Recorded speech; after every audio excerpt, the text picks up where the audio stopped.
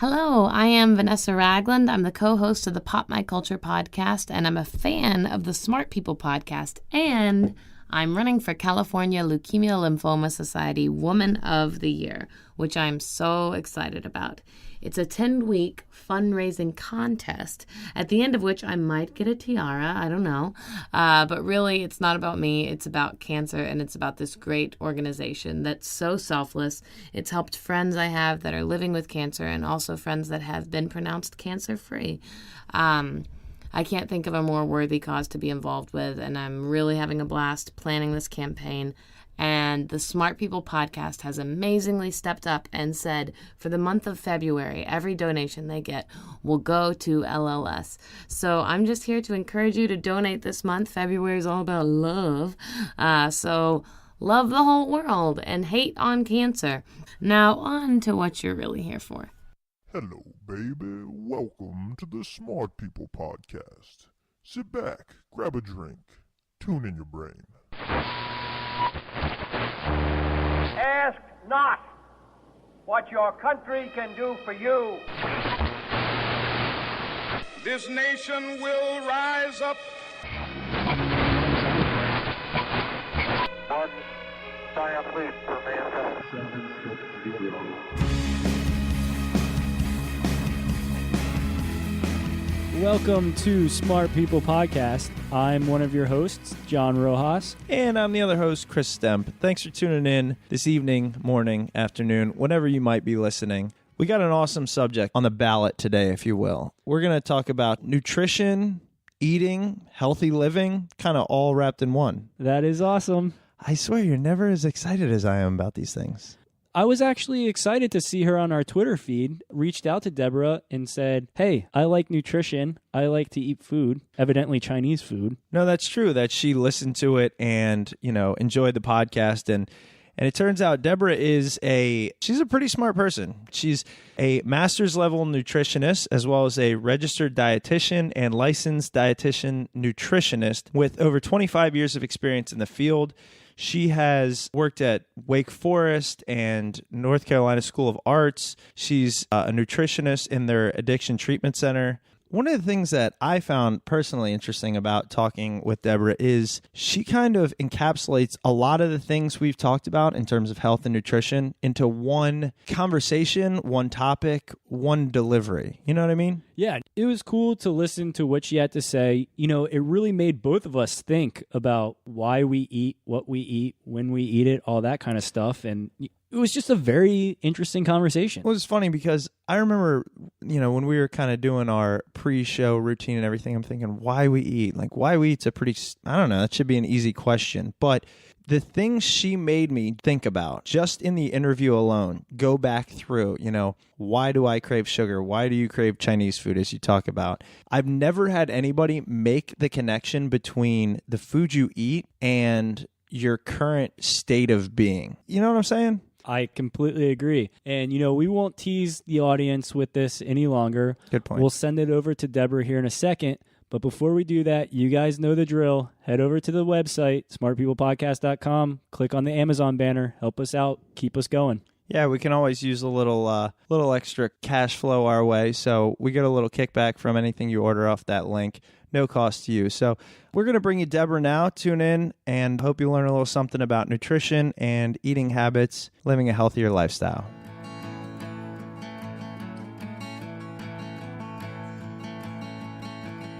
So first, thank you so much for being on the show. It's really awesome how we kind of found you through Brené's thing, and nutrition, health, all the things that we're going to talk about is something that we've focused a lot of our podcast around, actually. We're pretty excited to talk to you about this topic. Well, I have been kind of trained in Western medicine when it comes to how you treat diseases with diet. However, I very quickly was frustrated with that kind of orientation and focused much more on preventing disease and creating a sense of wellness. And also found pretty quickly that telling people what to eat really doesn't help. You really need to help people understand what's going on with their eating behavior and along with it, their bodies and their emotions and their thought process around why they're choosing to eat. So for me, it's not just the what to eat. It's also the how you're eating and why you're eating that I spend a lot of time on. And you probably already know that I include yoga in the workshops and my classes because I think it's a really nice shortcut to trying to interpret what your body's trying to tell you. Right, and it's funny when you say why we eat. I'm like, I eat because I'm hungry. So I'm interested. What reasons do you? What kind of topics do you dive into when you say why we eat? You know, I really wish that everybody could say that, but I think most people would say, I hardly ever eat because I'm hungry. Actually, I don't know when I'm hungry. I think a lot of people, at least the people that I end up talking to, really are pretty disconnected with their bodies, and they rarely eat from a physiological kind of responding to our body sensation. It's much more about, I just want something, or I'm just on automatic pilot. I mean, most folks are pretty programmed or mindless in the way that they feed themselves. And I try to encourage, at least initially, development of awareness around, are you eating because you're hungry from your stomach versus are you eating because you're hungry in another place in your body, like we call it mouth hunger, when you just want something in your mouth. Do you know what I mean? Yeah, no, absolutely. And it's actually funny that you bring that up because there's a lot of times I live by myself and I'll eat when I'm bored. Yes. So that's a really good example. Boredom is one of the top reasons. But Really? stress, kind of easing into the evening, that transition period after work for a lot of people means, the first thing you do is open the fridge or go into the pantry or go through the drive-thru on the way home. One thing, and I guess you're answering the question I was going to ask, is I saw on your website you talk about how you're able to identify common behaviors that create kind of nutritional issues, and then you work through those as part of your practice. And I thought that was interesting because I don't really personally look at eating behaviors, right? It's been ingrained in our society to look at what you eat. So if you're eating potato chips or if you're eating an apple, that's clear cut. But really what you're saying is a lot of it is the behaviors that lead to the problems. In my opinion, eating is a very complicated behavior. If you look at how very basic it is when it comes to needing to nourish ourselves to survive, that's one way of looking at it. But it's how we connect with other people. It's how we show that we love somebody. It's where we go when we're lonely or bored or stressed. It's something that we avoid when we're trying to control our bodies. There's so much stuff around the workplace that's focused around food, drinking, and all that stuff. And you mentioned that society is based around focusing around food.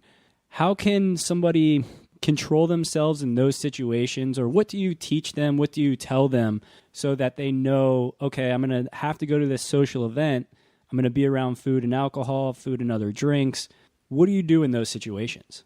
Well, let me just give you a little background as to just my general approach, and that is to help people become more mindful and more intuitive in their eating process. So they have to get out of their heads and listen to their bodies and to kind of tune in to your appetite regulation system, because you're born into the world with an appetite regulation system that's beautiful. It's fine-tuned and it works perfectly.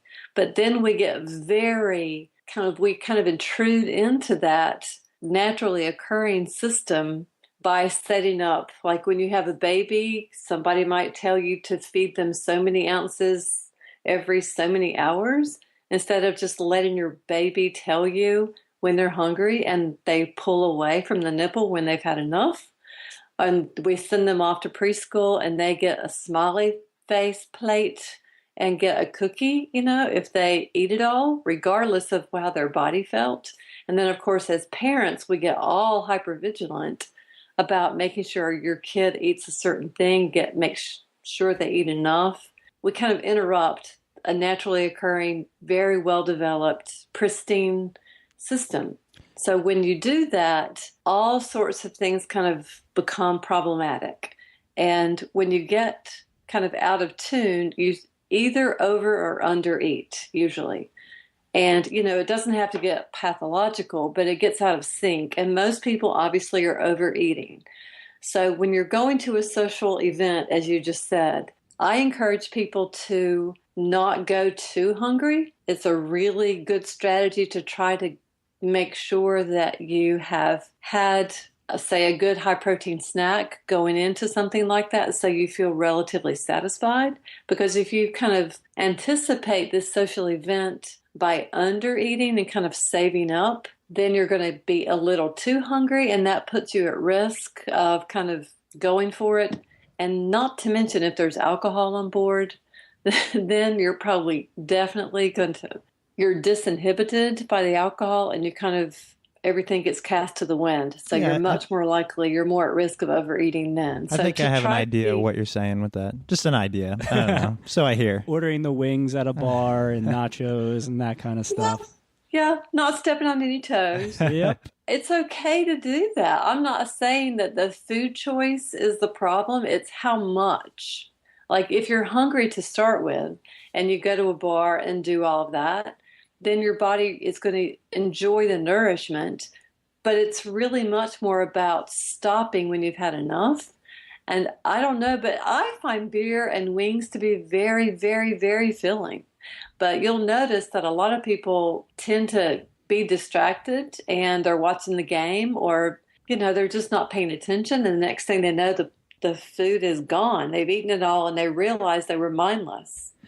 So it's much more about trying to become more mindful in the moment. No, I like that. I like the way you kind of discuss that, because even it can be the food, or you realize the beer is gone, and then you got to think about all the calories you just drank. So I could see how you could forget about that sometimes. I actually wanted to ask you about, I saw mood stability on your website, and I wanted to see through your research. I mean, you've been doing this for a long time. I know you have a lot of designations. You've done your homework. When it comes to mood stability, do you think that society is kind of all this hyperactive disorder stuff? Do you think that's due to overconsumption of sugar and processed foods and simple carbohydrates, things like that? Wow. We need a weekend. I think that there are many different ways to look at mood stability. And one thing is we have kind of connected our judgment, we've kind of attributed moral character to food choice,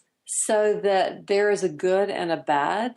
And then we feel good or bad when we've done a certain thing, eaten a certain food, behaved a certain way with our eating. I think it does change our mood. And certainly what we see on the scales changes our mood. So you could look at it that way.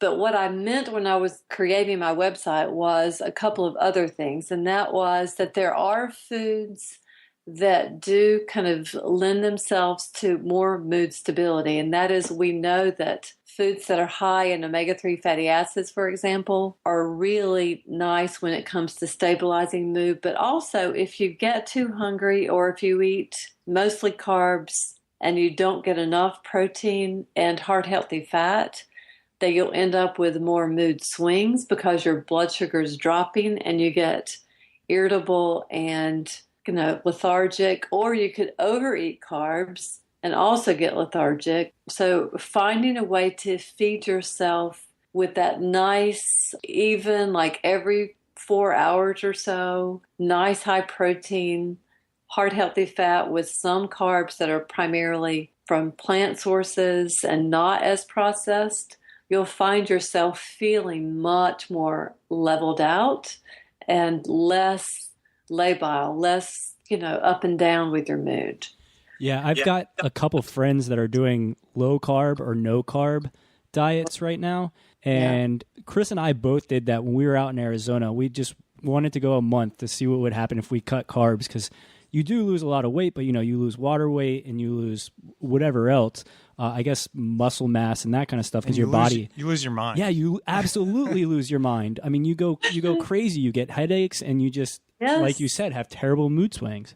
Yes, and you don't have any energy. You feel like going to bed. Yeah, that was the thing. We tried still going to the gym on a low carb diet, and it's like I think I almost passed out. Yeah, Well, you have to remember the job that carbs have. I mean, carbs have gotten a very bad rap. Carbs have a job to do, and that is to give you energy. So you have to have them. You just need to, in my opinion, look at like if you're hungry in the first place, and if you're mixing it up with some protein and fat, that's heart healthy fat, and to try to make sure you're in sync with your body. I mean, you will have cravings for very specific foods sometimes, and it's because you have a very specific need that you actually do need energy. So you might crave a peanut butter sandwich. I don't know. Do you guys have cravings? oh, all the time. And like you said, where carbs have gotten a bad rap. When you think about fat got one just as much because Right. the name is fat, so people are like, oh, I'm going to cut fat out of my diet. Right. And they try to do this low fat, no fat stuff, and the foods are processed and terrible for you. And again, you go into Right. those bad moods once again. But yes, Chris has sweet tooth cravings, and I also have I love Chinese food for some reason. Well, maybe you want the spicy. Do you want the spicy that it offers? Yes, Or the salt. all the salt and the spice, I guess. Well, there is a therapist that I know. Her name is Anita Johnston, and she would say, well, that means you're trying to spice up your life. love it. Hey, could He be. is. He yeah, is. absolutely. So food can be an interesting doorway into understanding yourself. I've never looked at it like that, but because I did want to ask you when you were talking about cravings and things, like John said, I'm the kind of person that if somebody said we're eating s'mores for dinner and they're not bad for you, I literally could eat an entire bag of marshmallows, like hands down. And so sometimes I wonder, like, that's my body craving it, but I think it would be very short-sighted to be like, oh, if my body tells me I want this, I should eat it. So don't you think there is a level of discipline or something? I think a lot of it comes to, like you said, being healthy and well-rounded. Some type of middle ground. Yeah. Yeah, I mean, the middle ground is exactly what I'm all about, to try to get away from these extreme approaches and the swings. Dieting creates so much of a swing. And I was wondering when you were talking about the marshmallows, I mean, a lot of people would have maybe a diet or a restrictive kind of background where they were chronically avoiding something like marshmallows. Therefore, there was a sense of deprivation. So they would crave what they had felt that they could not have, that they had been deprived of. The other thing is, my hunch is about if you did go for the marshmallows for a while, you would totally not want them anymore, and they would lose all of the emotional charge that they have. So there's lots of research on this, and like if you just go for M&Ms, after a while you're sick of them, and they're just a food. I want to create a T-shirt line that says it's just food. I see where you're coming from. I've never hit that wall. I've had to maintain some type of Like discipline. composure. Yeah. I mean, I'll literally eat a box of Tic Tacs, 2 things of Mentos, and like a thing of hot tamales, and be like, that was tasty. I don't do that anymore because I'm a grown man. Like, this is not what dinner should consist of. But So the craving won't go away. it doesn't oftentimes. But what I do, honestly, I've never thought of this until this conversation. The sugar craving thing oftentimes comes into play when I feel like I don't have excitement in the immediate future. Well, so then it becomes like you're using. I mean, really, what I encourage folks to do is to have a conversation with yourself about what it is that you're wanting. If you're not wanting food because you are physiologically hungry, then you probably want it for another reason. And to really become a student of yourself and do some, looking into that. So what's going on? What's up? Yeah, no, I really do like that. I've never really thought of it like that for all the thought I've given to those types of things. And while we're talking about cravings and nutrition and all that, I wanted to ask about your diet, what changes you've made, and if you've always been conscious of the things you eat, or if you had this kind of revelation? Well, it's been a long time. I would say that I started changing my food choices when I was in grad school studying nutrition. I mean, it's pretty hard to study nutrition and not start to listen to what you're learning, because I think for me, it actually changes my preferences because I understand more about what the food is offering, what it supports in me. But I also truly 100% live by the way that I'm teaching my clients to eat. And that is to listen to your body and trust your body, which is so very hard to do for a lot of us, because I think bottom line, we just don't trust ourselves. But when you start to eat in line with your body, it's really not so much about food being good or bad. It's you have a little something of delicious food. I think I'm more snobby. I tend to really want high quality food. I don't like things that are highly processed, that's for sure. So what was your dinner today? If we looked into your snapshot of what your diet consists of, what did you eat today? I am a vegetarian, so it's going to sound really boring and classically like a nutritionist now that you're asking me, but it was tofu and quinoa with vegetables and red wine. Oh, come on. Come on, that's too scripted. Come on. You had a Snickers bar. Like, come on. I told you. Unfortunately, you hit me at just the time that that's what I want. And I love it. I love that dinner. And people who say that, I commend you, but I think I would be really angry after that. Do you feel like, well, just because I would feel maybe unsatisfied, but do you feel like that's something you have to go against your intuition, and eventually your body realizes like, wait, I'm on the right path, and then all of a sudden you feel much better? I really do follow where my body goes. I mean, if I have a craving for something like Chinese or sushi or Italian, I would definitely go have it. But I would probably only eat part of what they served me, because I would notice when I was satisfied. I tend to eat every 4 hours or so and eat very high protein. I love nuts. I love cheeses. For very high protein for vegetarian, what are good things to eat? Is it just a lot of beans? Probably nuts and cheeses. Nuts and cheeses. Yeah. Just all nuts and cheeses? And Greek yogurt. But I also eat fish, so I'm a pescatarian. Oh, yeah. Okay. And somewhat flexible. The other thing is, you talk about you want a world free of dieting. And I really do. I think it's not just a noble goal. I think it's a really good concept, because the diet, in my opinion, is something that was invented due to our ability to overconsume mass-produced awful food. Until recently, the Industrial Revolution perhaps, dieting was unnecessary. It was really, what can I eat? So we've gotten into this culture of just so much dieting, so many different fads.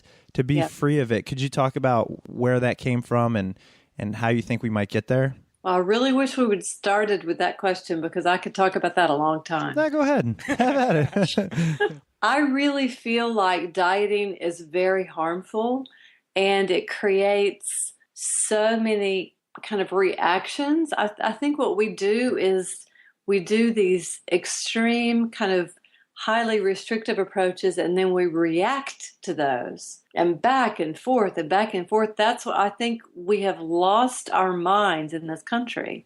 I think we actually have a national eating disorder, because people are so not normal. Normalized eating is when you eat when you're hungry, stop when you're satisfied, a variety of foods.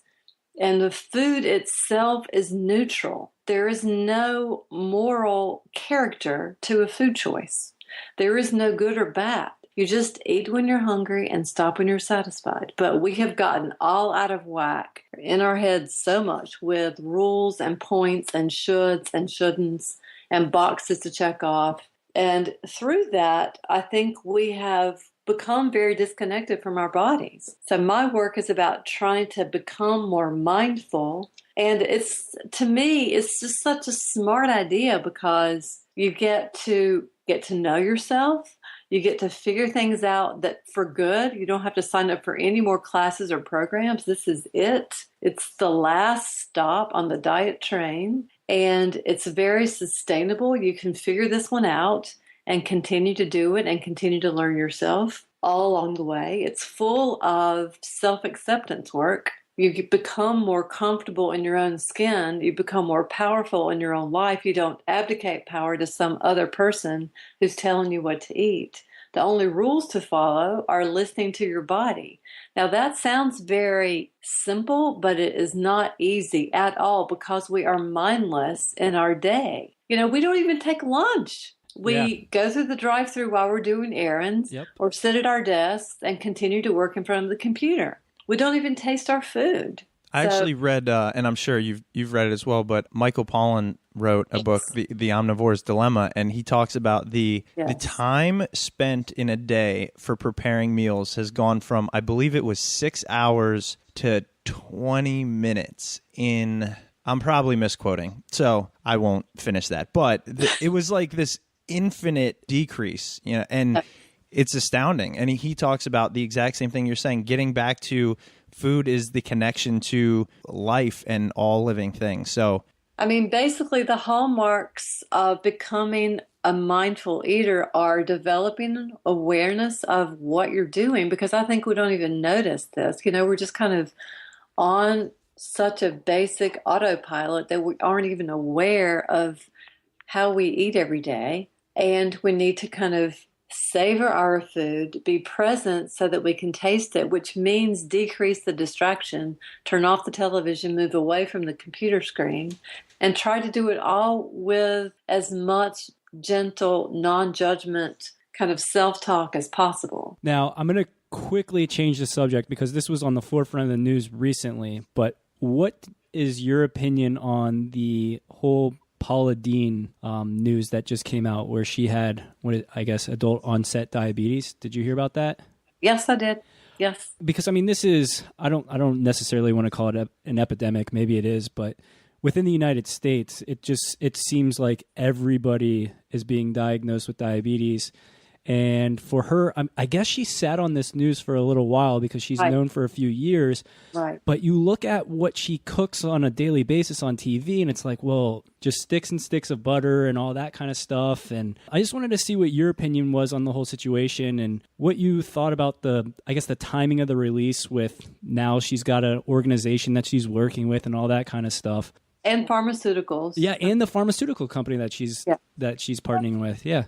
Well, I think she is a case in point in that if you are doing the opposite of Michael Pollan's work, you're going to end up with being high risk for some of these diseases. Diabetes is a disease that comes from overly consuming.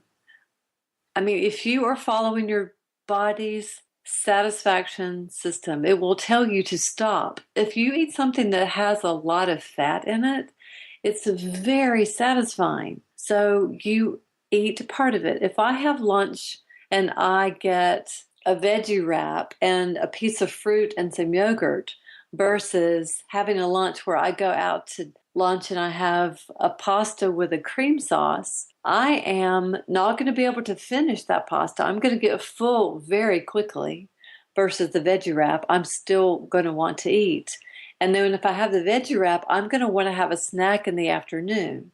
So if you look at the system of eating something very high fat, if you're really listening to your body, you can eat it. But if you're stopping when you're satisfied, you're not going to eat very much of it. But you have to be awake. No, it's so true. I'm having these moments of revelation. Today I ate at a food truck in DC and it was so good. And it was pretty good, fresh cooked kebab and everything. But he gave me so much food that I felt like, oh my God, I have to eat it. And I felt I have a good metabolism, I'm pretty active, so I never think, oh, it's going to affect me in terms of weight. I'm not really worried about it. But in terms of mood, it clearly does. For 2 hours, I had to go get coffee, and it was just this miserable. Yeah, and all I really had to do was eat half of it and eat the other half 4 hours later, and I would have been fantastic. That's it. I don't know. Never occurs to me. But I was also the one that was told, you better clean your plate when I was a kid. Right. So Right. And, when you pay for something, you don't want to waste it. I mean, that's a lot of people have a hard time with the idea that they can either throw food away or save it till later. I mean, it's just not as good as a leftover. I hear lots of excuses about that concept of only eating part of what you're served. And I've been asked so many times by servers in restaurants, was everything okay? Was that food all right? If you leave food, people are uncomfortable. We're used to cleaning our plates. Yeah, no, that's interesting. I never thought about that. The server thing. Yeah, so you have to kind of stick up for yourself and say, if you say, no, thank you, I'm not hungry, people look at you really strangely. Of course you should be hungry. You're American, aren't you? It's food. Come on. I wanted to kind of finish this off with something that I know all of our listeners would be anxious to hear. Just kind of your general advice. If you had somebody come in and they said, I only have a few minutes, what are the best things you could tell me in terms of what should I eat? What should I be conscious of when I'm eating? Things like that. What would you tell them? I would tell them there are just some basic rules to follow that are, just something I want to think about. One is, as you've heard me say over and over again, try to follow your body. Try to eat when you're hungry and stop when you're satisfied. When you want to eat something and you want to kind of go through this self-discovery process and become more aware of yourself, just simply ask yourself, am I hungry from my stomach? Yes or no? And if you're hungry for other reasons, then try to take a minute and talk to yourself about it. What's really going on? And I think it's really important to kind of set up some structure so that you don't go long periods of time. So many people tell me that they just don't eat all day, and then all of a sudden they realize they're really hungry at night, and they overeat at night, and that's the system. The next day they don't eat that much, and they overeat at night again. So to try to eat every 4 hours or so usually works, and to try to make sure you have protein. And one really nice formula is kind of protein and produce together. So that would be like peanut butter on an apple, or low-fat cheese and fruit, or yogurt, which has carb and protein in it, so you don't have to do the combination. That's a really cool piece of advice, actually. I think it's something people don't have very good attention spans, myself included, but that's one I can remember. What, the protein and produce? Yeah. And that is the way, that's one of the things that's going on with our culture, is that we like to boil things down to those little sound bites. And when it comes to eating, that just doesn't work. There are layers and layers. So you can start with one of those little cute tricks and see if you can make a difference, but not getting too hungry and trying to feed yourself as you go through the day. And I have to say, activity, being active, finding a way to play and move your body. I don't like to use the word exercise, just like I don't like to use the word diet. So to find a way that's fun for you to be more active also is essential. All right, well, great. And also, I know, we'll put it on our website, but your website is Body and Mind Nutrition, and it's great. I definitely recommend people check it out to learn a little bit more about what you do and the things you believe in, which can only benefit you. Is there anywhere else you'd like to lead our listeners, or anything that you would like to plug? I don't know if you can go to my Facebook page. You can go to my Facebook page through my website, but there are a lot of wonderful blogs out there about intuitive eating and mindful eating, and you can find those. I post regularly about those concepts, and the folks that do most of the work around mindful eating and intuitive eating would be folks you could find on my Facebook page. Okay, great. Yeah, I found your Facebook page, so I think anybody can check just through your business or things like that. So again, we really appreciate you being on. It's a fantastic topic, one that I'm extremely interested in, and try to make strides in the right direction every day. I can tell you're really paying attention. Absolutely. But you did a great job. Honestly, we appreciate it. Thank you. Thanks for including me. No problem. Thanks again, Debra. Welcome back, everybody. Hope you enjoyed that conversation with Debra. Think about, as you're kind of digesting the information that happened there, the things she talked about were a little more subtle, but in terms of being mindful of your eating practices and the behaviors that lead you to eat and the reasons why you do what you do, it's something that after we've discussed it, I feel like it's common knowledge, but during, it was kind of these aha moments. You know what I mean? Yeah, and if you have to eat marshmallows and Chinese food for breakfast, lunch, and dinner every day just to get over that craving, do it.